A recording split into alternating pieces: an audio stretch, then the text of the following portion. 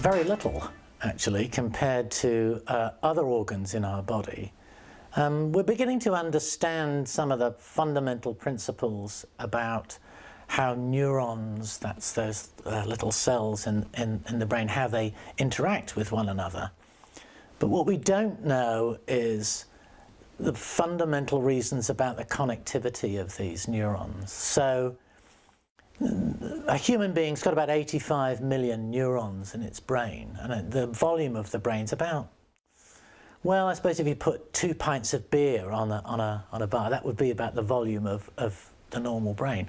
So inside that's about 85 million neurons. Now, the problem, of course, is that now we have these connections called synapses, and these synapses make these connections between these 85 million neurons. And there are 10 to the 15, the order about 10 to the 15 synapses. What does that mean? So it means a 1 with 15 noughts on the end of it. It's a very large but finite number.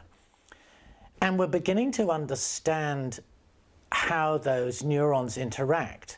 But what we don't fully understand is how we have memory, how we can produce what's called executive function. That means do tasks. We certainly don't understand some of the connectivities that exist between the left and the right hemispheres. So there's a huge amount that we don't know.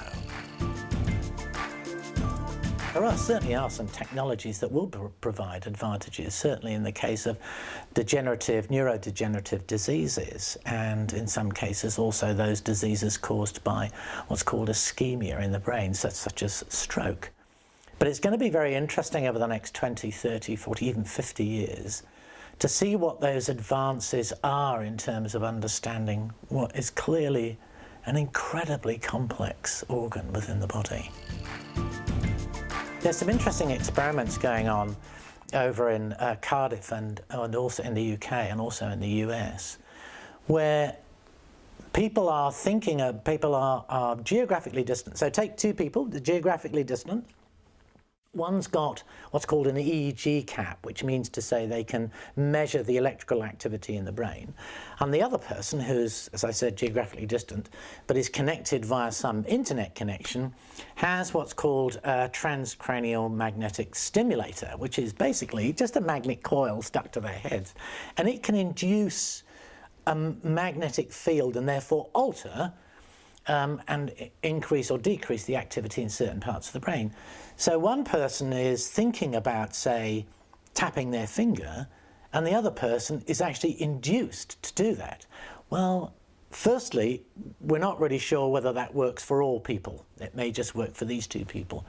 But you can understand that tapping your finger is, it's hardly a high risk, is it?